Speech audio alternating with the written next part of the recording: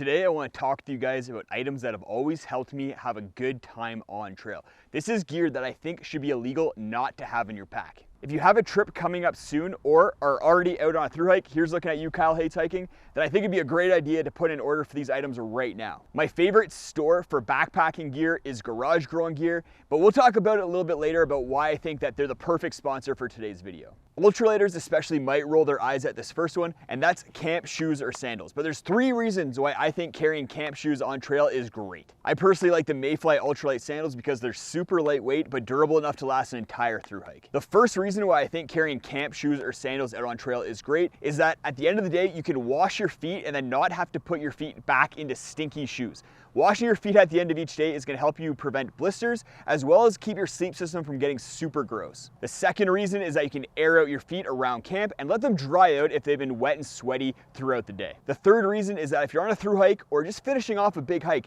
you can put on your sandals and not have to continuously wear your stinky shoes. The second item is a trowel. I'm surprised at how many hikers don't bring a trowel on trail and try to use either sticks or their trekking pole in order to dig a cat hole. But I've tried using sticks and trowels in order to dig cat holes, and it's very hard to dig a cat hole quickly and then effectively when you're out on trail. If someone sends me a video of them digging a cat hole with a trekking pole in under 1 minute, I'll send them a free trowel. Digging a good cat hole, which a trowel is going to really help out with, gets your poop deep enough that it's going to be in that layer where the microbes are going to be very effective.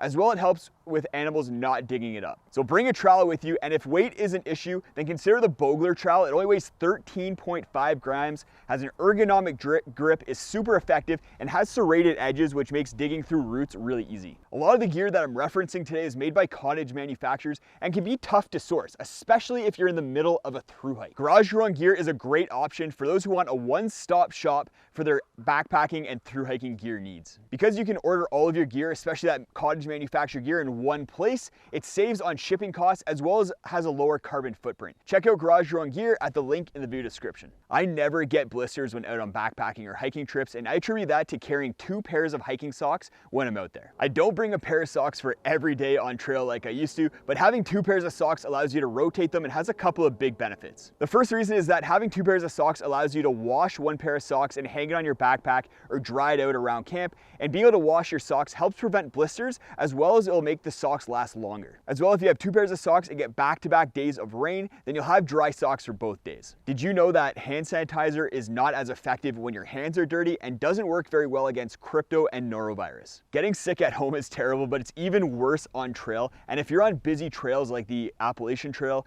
then crypto and norovirus can start going around. Washing your hands with soap is going to be effective even if your hands are dirty, and is going to work well against crypto and norovirus. So it's always important to have some soap with you and use that in order to wash your hands.